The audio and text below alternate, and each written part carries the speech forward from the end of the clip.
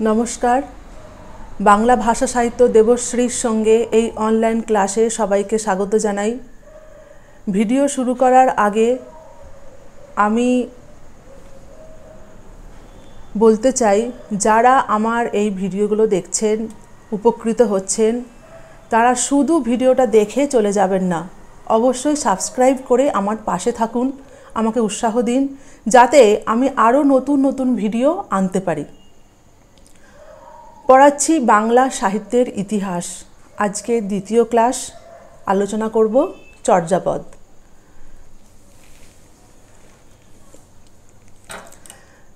চর্যাপদ ভূমিকা বলে আমি একটা পয়েন্ট করেছি, যেটা খুব প্রাথমিক কথা। আমি নোটসটাকে সাজিয়েছি বলে এইভাবে করেছি। পরীক্ষার খাতায় এইভাবে প্রয়োজন থাকলে করবেন, না হলে করার দরকার নেই।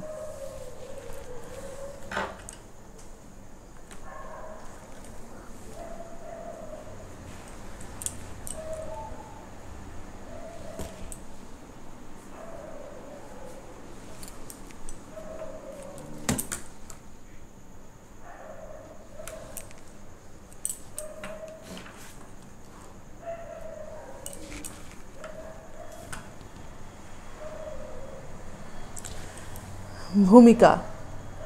আমরা বাঙালি, আমাদের মাতৃভাষা হলো বাংলা। এই বাংলা ভাষাই বাঙালির হাজার বছরের চৈতন্য প্রবাহের ধারক ও বাহক। তাই প্রাচীনকালে বাংলা ভাষার রূপ কেমন ছিল এবং বাঙালির চেতনার স্বরূপ কী তা জানতে সাহিত্যের ইতিহাস লেখকরা অনুসন্ধান শুরু করেন। প্রথম দিকে তারা মনে করতেন ময়নামতির গান, গোরক্ষ বিজয়, শূন্য পুরাণ, ডাক ও খনার বচন, রূপকথা এইগুলি প্রাচীনতম বাংলা সাহিত্যের দৃষ্টান্ত। কিন্তু বর্তমানকালের আবিষ্কার ও গবেষণায় প্রমাণিত হয়েছে যে এগুলি প্রাচীন যুগের নয়, অনেক পরবর্তীকালের রচনা।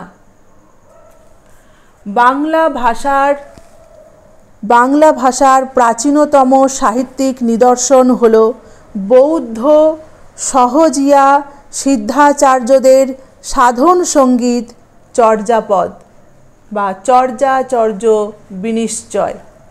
শুধু বাংলা ভাষা নয়, নব্য ভারতীয় আর্য ভাষার প্রাচীনতম রচনা হল চর্যাচর্য বিনিশ্চয় বা চর্যাপদ। আবিষ্কার। মহামহোপাধ্যায় পণ্ডিত হরপ্রসাদ শাস্ত্রী নেপাল দরবারের গ্রন্থাগারে প্রাচীন সংস্কৃত পুঁথিপত্রাদির সন্ধান করতে গিয়ে 1907 খ্রিস্টাব্দে অনেকগুলি সমধর্মী পুঁথির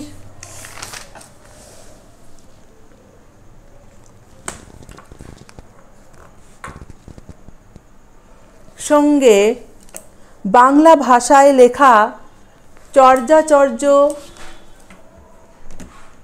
বিনিশ্চয়ের পুঁথি আবিষ্কার করেন।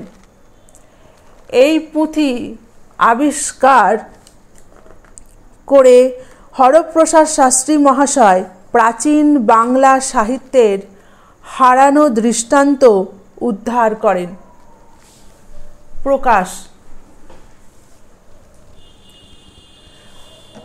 মহামহোপাধ্যায় হরপ্রসাদ শাস্ত্রী নেপাল থেকে যে সমস্ত পুঁথি আবিষ্কার করেছিলেন তার মধ্যে যেগুলিকে তাঁর প্রাচীন বাংলা ভাষায় রচিত বলে মনে হয়েছিল সেগুলিকে একত্র করে 1916 খ্রিস্টাব্দে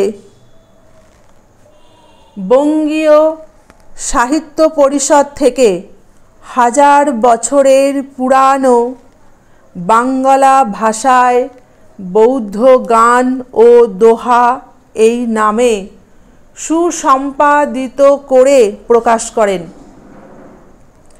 এই গ্রন্থে অন্তর্ভুক্ত হয়েছিল চর্যাচর্য বিনিশ্চয়, সরহ ও কৃষ্ণাচার্যের দোহা ও ডাকার্ণব।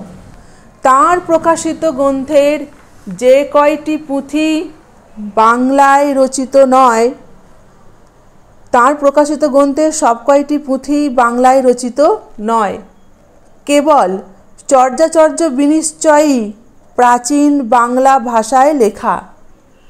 অন্য তিনটি সৌরসেনী অপভ্রংশের ভগ্নাবশেষ বা পশ্চিমা অপভ্রংশে রচিত।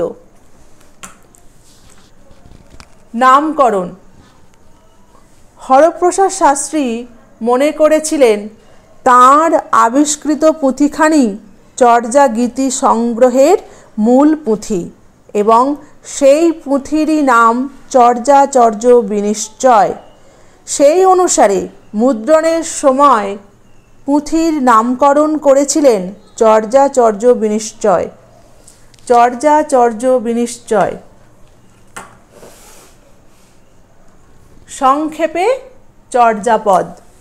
কিন্তু সুনীতি কুমার চট্টোপাধ্যায়ের আবিষ্কৃত তথ্যের সূত্র ধরে ডক্টর প্রবোধচন্দ্র বাগচি চর্যা গীতির যে তিব্বতী অনুবাদ সংগ্রহ করেছিলেন তাতে দেখা যায় যে মূল গীতি সংগ্রহের নাম ছিল চর্যা গীতি কোষ বা চর্যা গীতি কোষ বৃত্তি।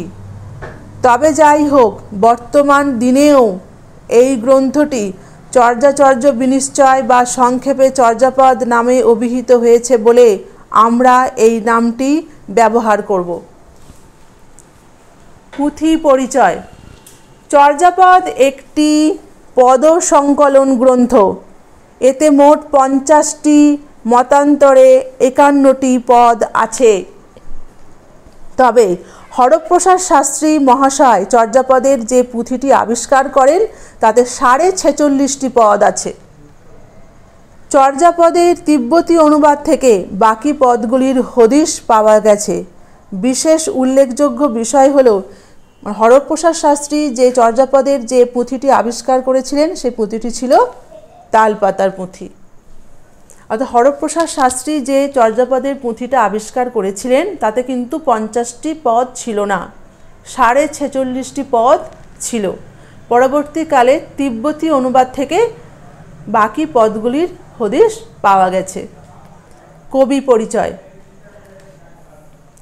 চর্যাপদে মোট 24 জন পদকর্তা বা সিদ্ধাচার্য এই সমস্ত সাধন ভজন বিষয়ক পদ রচনা করেছিলেন। অর্থাৎ চর্যাপদে মোট 24 জন পদকর্তা ছিলেন। প্রধান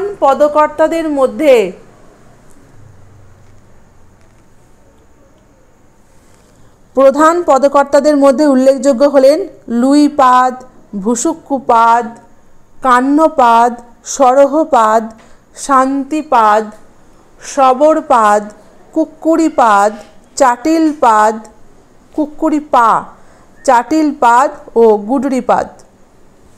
পা এবং পাদ দুটো শব্দ আছে।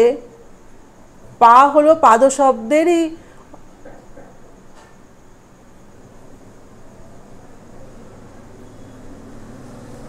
পা কিন্তু পাদ শব্দেরই ভগ্নরূপ তা কিন্তু নয়।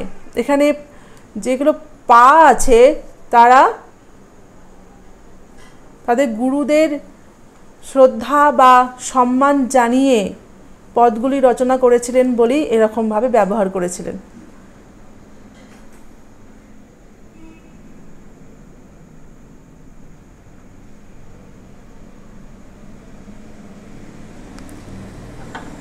এদের মধ্যে প্রাচীনতম পদকর্তা হলেন লুইপাদ।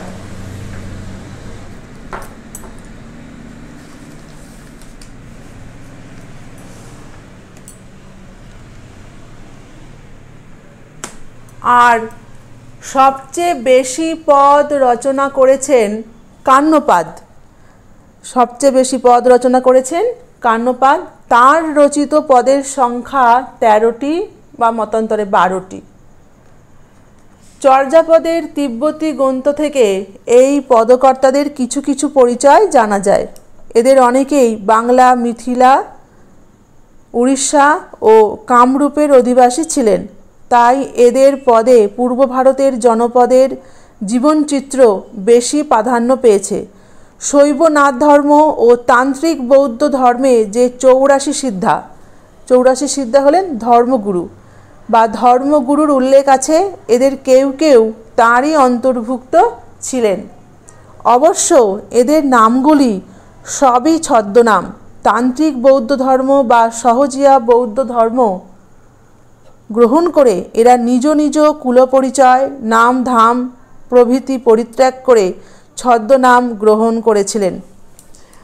আগের ক্লাস যেটা নিয়েছিলাম সেখানে সমাজ এবং ইতিহাস যে আলোচনা করেছি সেখানে কিন্তু লেখা আছে বা আমি বলেছি বৌদ্ধ ধর্মে কোনো শ্রেণীভেদ বা বর্ণভেদ ছিল না, সেখানে সবাই ছিল সমান। রচনাকাল। চর্যাপদের সঠিক রচনাকাল নির্ণয়ের প্রাথমিক সমস্যা থাকলেও হরপ্রসাদ শাস্ত্রী মহাশয় এগুলিকে 1000 বছরের পুরানো বলে চিহ্নিত করেছেন। ডক্টর মুহম্মদ শহীদুল্লাহ চর্যাপদগুলির রচনার সময়সীমা। ডক্টর মুহম্মদ শহীদুল্লাহ চর্যাপদগুলির রচনার সময়সীমার এক প্রান্তকে, এখানে এক প্রান্ত লিখবে, এক প্রান্তকে 7ম 8ম শতাব্দী পর্যন্ত ঠেলে দিতে চান। তবে কবিদের আনুমানিক আবির্ভাবকাল ও চর্যাগানের ভাষাতাত্ত্বিক বিচারের সাহায্যে ডক্টর সুনীতি কুমার চট্টোপাধ্যায় ও প্রবোধচন্দ্র বাগচি মনে করেন এর রচনাকালের সীমা 10ম থেকে দ্বাদশ শতাব্দীর মধ্যে। কবিদের জীবনকালের সূত্র ধরে ডক্টর সুকুমার সেনও চর্যাগীতির রচনাকাল 10ম থেকে দ্বাদশ শতাব্দীর মধ্যে বলেই অনুমান করেছেন। তাহলে চর্যাপদের রচনার সময়সীমা হলো 10ম থেকে দ্বাদশ শতাব্দী। ভাষা বিচার। চর্যাপদের আবিষ্কারক হরপ্রসাদ শাস্ত্রী এটিকে বাংলা ভাষায় রচিত বলে মনে করেছিলেন। বাংলা ভাষায় রচিত বলে মনে করেছেন, কিন্তু ভাষাতাত্ত্বিক বিজয়চন্দ্র মজুমদার, রাহুল সংস্কৃতায়ন, কাশীপ্রসাদ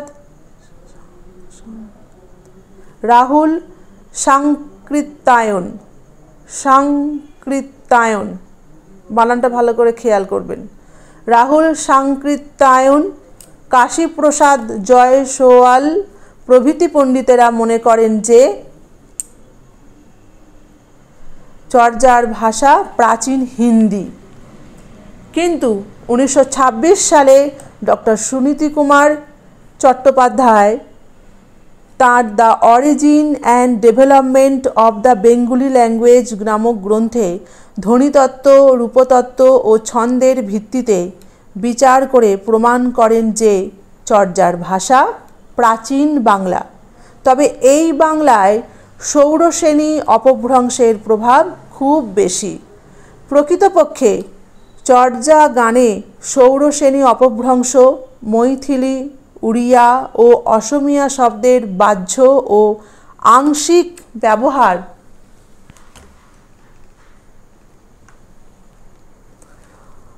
অপভ্রংশের প্রভাব খুব বেশি।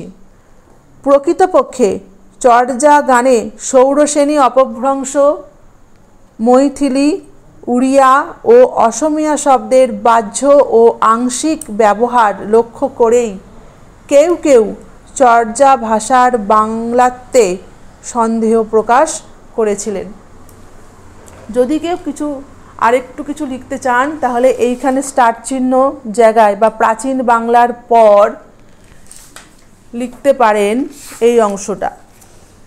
খ্রিস্টীয় দশম শতাব্দীর দিকে বা তার সামান্য পূর্বে, খ্রিস্টীয় দশম শতাব্দীর দিকে বা তার সামান্য পূর্বে, যখন মাগধী অপভ্রংশের খোলস ছেড়ে বাংলা ভাষা সবেমাত্র ভূমিষ্ঠ হয়েছিল, তখন সেই অপরিণত ভাষায় সিদ্ধাচার্যগণ তাঁদের সম্প্রদায়ের জন্য এই পদগুলি লিখেছিলেন। এ ভাষার মূল বুনিয়াদ মাগধী অপভ্রংশ থেকে জাত প্রাচীনতম বাংলা ভাষার উপর প্রতিষ্ঠিত।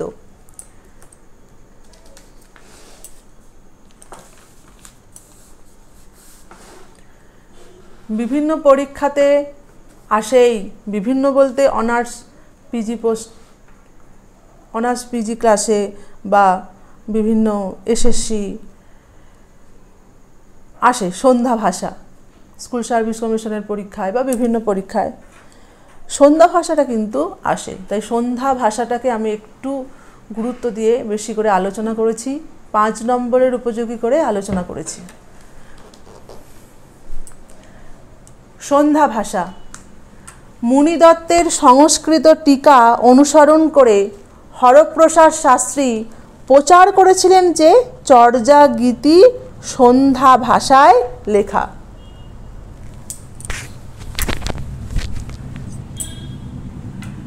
সন্ধ্যা ভাষার অর্থ ব্যাখ্যায় তিনি বলেছেন, সন্ধ্যা ভাষার মানে আলো আঁধারি ভাষা। কতক আলো কতক অন্ধকার, খানিক বোঝা যায় খানিক বোঝা যায় না। অর্থাৎ তিনি এই চর্যাপদের ভাষার সঙ্গে সন্ধ্যার নৈসর্গিক অস্ফুটতার সাদৃশ্য লক্ষ্য করেছেন।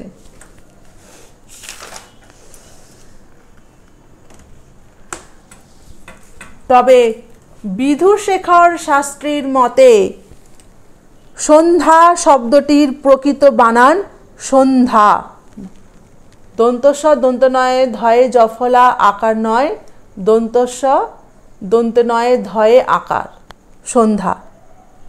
সমধা ধাতু থেকে এই শব্দের ব্যুৎপত্তি। এর অর্থ যে ভাষায় বা শব্দে অর্থ সম্যক রূপে নিহিত আছে, আভিপ্রায়িক ভাষা বা সাংকেতিক ভাষা। ডক্টর প্রবোধচন্দ্র বাগচি বিধুশেখর শাস্ত্রীর এই ব্যুৎপত্তি ও ব্যাখ্যা সমর্থন করেছেন। কিন্তু পুঁথিতে প্রাপ্ত সন্ধ্যা বানানটি একেবারে উপেক্ষণীয় নয়। যে ভাষার অভীষ্ট অর্থ সম্যক ধ্যান যোগে সম্যক ধ্যান যোগে বুঝতে হয়, তাই সন্ধ্যা ভাষা। এই ভাষার অর্থবোধের সঙ্গে যে ধ্যানের সম্পর্ক ছিল, টিকাকার মুনিদত্ত 12 সংখ্যক চর্যার টিকার গোড়াতেই তার হদিস দিয়েছেন। চর্যাপদের সংস্কৃত টিকা লিখেছিলেন মুনিদত্ত। শর্ট প্রশ্ন হিসাবে এটা কিন্তু গুরুত্বপূর্ণ। চর্যাপদের সংস্কৃত টিকা লিখেছিলেন মুনিদত্ত। আসলে অন্য সম্প্রদায়ের প্রতিকূল ব্যক্তি বা গোড়া ব্রাহ্মণ সম্প্রদায়, যারা সহজিয়া বৌদ্ধদের প্রতি প্রসন্ন ছিলেন না, তাদের সেন চক্ষু থেকে বৌদ্ধ সহজিয়া তান্ত্রিক সিদ্ধাচার্যেরা তাদের গুরু ধর্মাচারকে আড়াল করে রাখার জন্যই এরকম দুর্বোধ্য রহস্যময় সন্ধ্যা ভাষার ছদ্মবেশ ধারণ করেছিলেন। তাই এই পথের পথিক ছাড়া চর্যাপদের তাৎপর্য আবিষ্কার সহজ নয়। মুনিদত্তের সংস্কৃত টিকাটা যদি না পাওয়া যেত, তাহলে চর্যাপদের গূঢ় অর্থ উদ্ধার করা কোনোদিনই সম্ভব হতো না। উপসংহার বলে যে পয়েন্টটা করেছি, এটা একটা গুরুত্বপূর্ণ প্রশ্নেরও উত্তর। সেটা হলো চর্যাপদের ঐতিহাসিক গুরুত্ব। বাংলা সাহিত্যের ইতিহাসে চর্যাপদের গুরুত্ব ঠিক কতখানি? চর্যাপদের আবিষ্কার বাংলা ভাষা ও সাহিত্যের ইতিহাসে বিশেষ গুরুত্বপূর্ণ ঘটনা। বিভিন্ন দিক থেকে এর গুরুত্ব অপরিসীম। প্রথমত, চর্যাপদ বাংলা ভাষার প্রাচীনতম নিদর্শন। বাংলা ভাষার প্রাচীন রূপ সম্বন্ধে জানবার প্রধান অবলম্বন হল চর্যাপদ। দ্বিতীয়ত, শুধু ভাষা নয়, বাংলা সাহিত্যেরও প্রাচীনতম নিদর্শন হল চর্যাপদ। তৃতীয়ত, বাংলা কবিতার ছন্দের ইতিহাস অনুসন্ধান করতে গেলে চর্যাপদের আলোচনা অপরিহার্য। চতুর্থত, বাংলা কবিতার যে অন্তমিল দেখা যায়, বাংলা কবিতায় যে অন্তমিল দেখা যায়, সেই অন্তমিলের উৎস হল চর্যাপদ, অর্থাৎ অন্তমিলের উৎস হল চর্যাপদ। পঞ্চমত, 1200 বছর আগেকার বাংলার সামাজিক ও ধর্মীয় ইতিহাস জানতে আমাদের শরণাপন্ন হতে হয় চর্যাপদের কাছে। ষষ্ঠত, চর্যাপদ একটি সংকলন গ্রন্থ। বাংলা